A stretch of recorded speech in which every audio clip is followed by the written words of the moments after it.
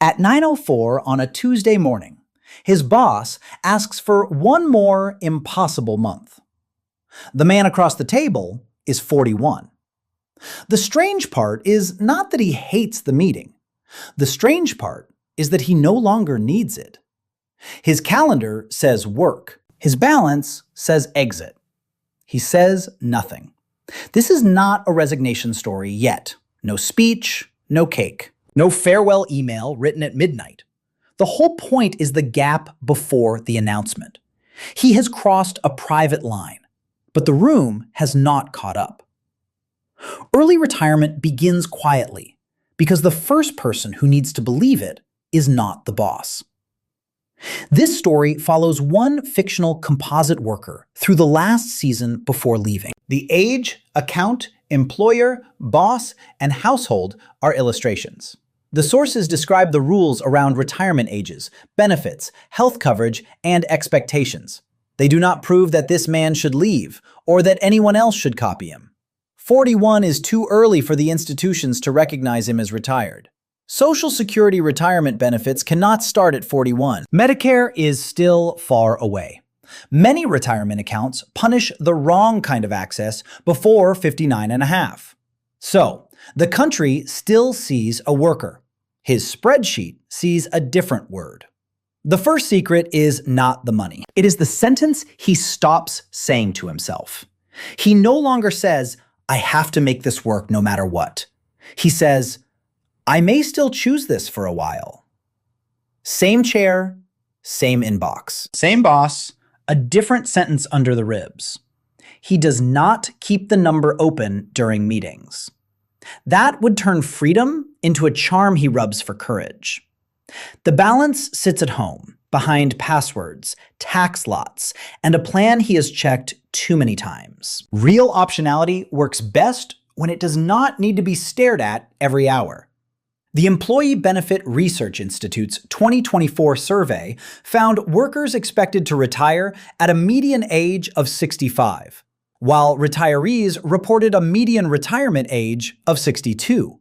That is already a mismatch. 41 is outside the normal story altogether. It is not early by a few years. It is early enough that people reach for another explanation. The same survey reported that many retirees leave earlier than they expected, and often for reasons outside their control. That matters because early retirement is not automatically freedom. Sometimes it is health. Sometimes a company changes shape. Sometimes a person is pushed. This story is about the rarer version, the exit prepared before the shove. The number that changed him was not a lottery number. It was boring enough to disappoint a camera, a taxable account. Retirement accounts he could not casually raid. Cash for several years, a paid-off car, no consumer debt, enough monthly expenses covered by assets that work did not own every Tuesday anymore. The access order matters. Money locked for later decades is still real, but it cannot buy next April without consequences. The IRS says distributions before age 59 and a half generally face an additional 10% tax unless an exception applies. At 41, the bridge has to be built mostly from money he can reach cleanly. Health insurance is the second wall. Medicare generally belongs to age 65 and later. A 41-year-old leaving employer coverage has to solve the gap. HealthCare.gov says people retiring before 65 who lose job-based coverage can use the marketplace, often through a special enrollment period. That is a path, not a magic eraser. Social Security is not the bridge at 41 either. The Social Security Administration says retirement benefits can start as early as 62, with reductions before full retirement age. That is useful context for a normal retirement. For him, 62 is still 21 years away. The early exit has to stand without it. At work, nothing changes for the first week. He attends the stand-up, he answers questions, he fixes a report, he laughs once at the same joke he has hated for years. The secret does not make him dramatic. It makes the office slightly less able to harm him. He tells no one because people do not hear early retirement cleanly. Some hear luck, Some hear judgment. Some hear abandonment. Some hear an invitation to explain why it cannot work. The money problem may be solved before the social problem is. Silence buys him time to separate the two. If his boss knew, the same tasks would become loaded. Every declined assignment would look like disengagement. Every vacation day would look like proof. Every normal mistake would become evidence that he had already left. He does not hide because he wants power over the office. He hides because disclosure would make the office stupid. The first month after knowing is not bliss. It is awkward. He notices every wasteful meeting more sharply because now it is optional. He also notices his own impatience, and that scares him. A person who becomes free too quickly can start treating everyone else as furniture in a room he already left. So he creates a decency test. If he is still taking the paycheck, he still owes the work a clean handoff. No martyrdom, no extra heroics, no quiet sabotage. Freedom does not erase obligations already accepted. It only stops him from accepting new ones forever. The spreadsheet used to be arithmetic. Now it becomes emotional. One tab says monthly spending. One tab says health insurance. One tab says taxes. One tab says what happens if markets fall during the first 2 years. But the last tab is the hardest. It asks what he will do on a Tuesday morning when nobody expects him anywhere. Then the market falls for 3 days. Not enough to ruin the plan, enough to make the plan feel less theoretical. He does not resign that week. He lets the account move and watches his own body react. The rehearsal teaches him something more useful than optimism. Whether the exit depends on calm, he does not actually have. Eventually, one friend knows. Not the loudest friend, the one who asks practical questions and does not clap. Health coverage, taxes, sequence risk. What happens if his partner gets sick? What happens if he gets bored? The friend does not try to steal the dream. The friend checks whether the dream can survive weather. If there is a partner, the secret cannot stay private forever. One person's retirement changes the household air. Who carries benefits? Who carries risk? Who explains it to family? Who absorbs boredom if the first month feels empty? A solo fantasy becomes a household contract the moment another life shares the consequences. At first, he imagined permanent travel, long breakfasts, and a clean break from every calendar. After the third planning conversation, the dream gets smaller and stronger. Sleep without dread. A slow morning. A few hours of useful work he can refuse. A body that does not brace every Sunday night. This is the part that confuses people. After crossing the line, he keeps working for weeks, then months. The office sees loyalty or inertia, depending on who is watching. He sees a runway for the handoff, a test of the plan, and a chance to leave without letting anger write the ending. The old identity fights back hardest on good days. A clean meeting, a compliment from the boss, a problem only he can solve. Suddenly leaving feels wasteful, almost rude. That is how work keeps some people. Not through misery, but through occasional evidence that the old self still has a place. Bad days are easier. A bad day clarifies the exit. It makes him clean the drawer, update the plan, and remember why the line mattered. Good days require more honesty. The question is not whether the job can still produce useful moments. It can. The question is whether those moments are enough to rent the rest of his attention. One belief has to die before he can leave cleanly. The company is not a parent he is betraying. It is also not an enemy he must defeat. It is an arrangement. He gave labor, judgment, and years. It gave money, structure, insurance, and identity. Gratitude can be real without becoming a life sentence.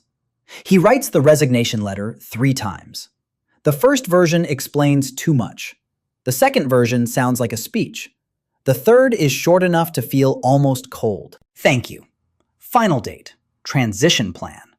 He learns that leaving well is not the same as making everyone understand why. Notice is not freedom. It is a bridge. The most dangerous mistake is treating it like a victory lap. He does not need applause from people who will soon have to absorb his tasks. The cleaner exit is almost boring. Documented work, named owners, fewer surprises, and no final performance. He does not say he is retired at 41. Not at first. That phrase turns a private financial structure into public theater. People ask how much. They ask why. They tell him he will be bored. They tell him he is lucky. They tell him about someone who failed. The phrase gives the room too many handles. When the moment comes, he says he is taking time. That is true enough. It is also incomplete. Taking time is a softer door than retired.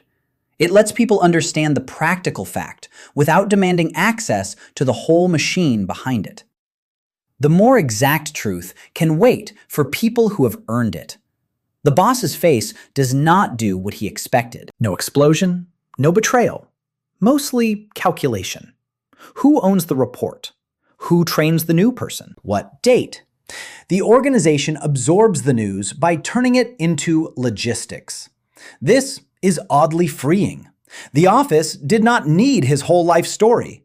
It needed a clean date. There is no speech at the desk. He tells the people who need to know. He thanks the people who helped. He does not turn the exit into a sermon about freedom. A person leaving work early can accidentally make everyone staying feel accused. He refuses that part. Envy appears anyway. Not dramatic envy, small flinches. A joke about never working again. A comment about luck. A silence where a question used to be. He cannot control it. He can only avoid feeding it. The financial exit may be personal, but its announcement lands inside other people's unfinished math. The last Tuesday is intentionally ordinary. He answers 2 questions. He deletes drafts. He returns a badge. He notices the chair, the carpet, the machine hum, the place where his coffee used to sit. The body records endings through objects before the mind admits the ending happened. At 5:36, the badge lands in a small plastic tray. That sound is the ceremony. Not a party, not a speech, just the hard click of access ending. He feels relief first, then grief, then a strange embarrassment at feeling both. Leaving a cage is still leaving a structure that held the shape of his days. The drive home is not cinematic either. Same road, same red light, same grocery store on the corner. The difference is that tomorrow morning has no owner. That absence is larger than celebration. For the first time in years, the next weekday does not arrive already rented. The first morning without work begins badly. He wakes up early anyway. His body reports to a job that no longer exists. He checks the time, then laughs once because there is no one to disappoint.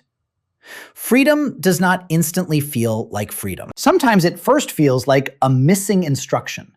The empty calendar is not empty. It is full of decisions he used to outsource to a job.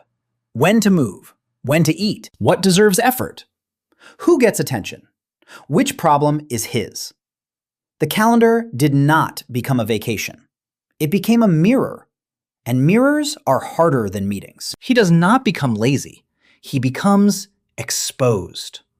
Work used to hide his preferences under obligation. Now, every hour asks for a reason. Some days he walks. Some days he fixes a cabinet. Some days he studies something no one will pay him for. The absence of a boss reveals whether he can be a steward of his own attention. The money still has a job.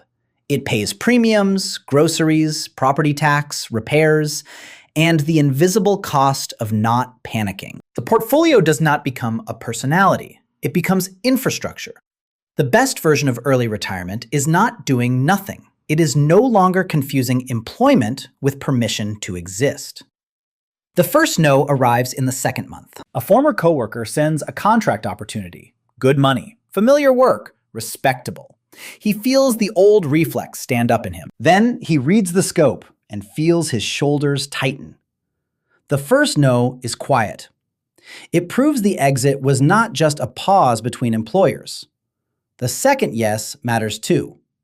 He says yes to helping a neighbor repair a fence. No brand, no title, no career ladder. It is not optimized. It is simply useful. A life after work cannot be built only from refusing. It needs chosen obligations, or freedom turns hollow. A quieter budget appears after the money budget. Attention. He learns that a free day can still be spent badly. A scroll can take a morning. A favor can become a new office if he never learns to stop it. So he gives each day one useful anchor, one honest rest, and one empty space that nobody is allowed to monetize. The story would be easier if he were brave every day. He is not. Some mornings, he wonders if he left too early. Some market weeks make the old badge look comforting.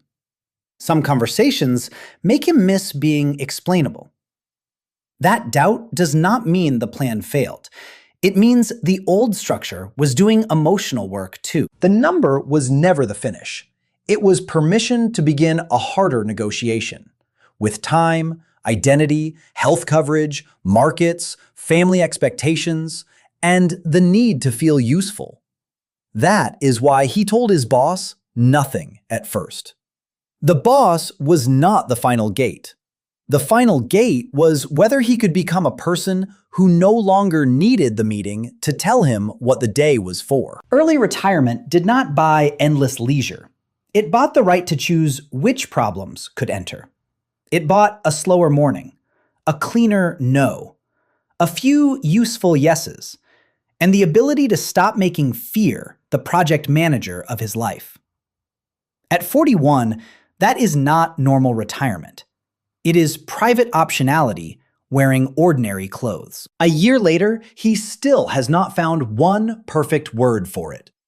Retired is too public. Unemployed is wrong. Free is too shiny. Taking time is incomplete. Maybe silent wealth is not the money itself, but the moment life stops requiring a label before it can belong to him. What would he call that?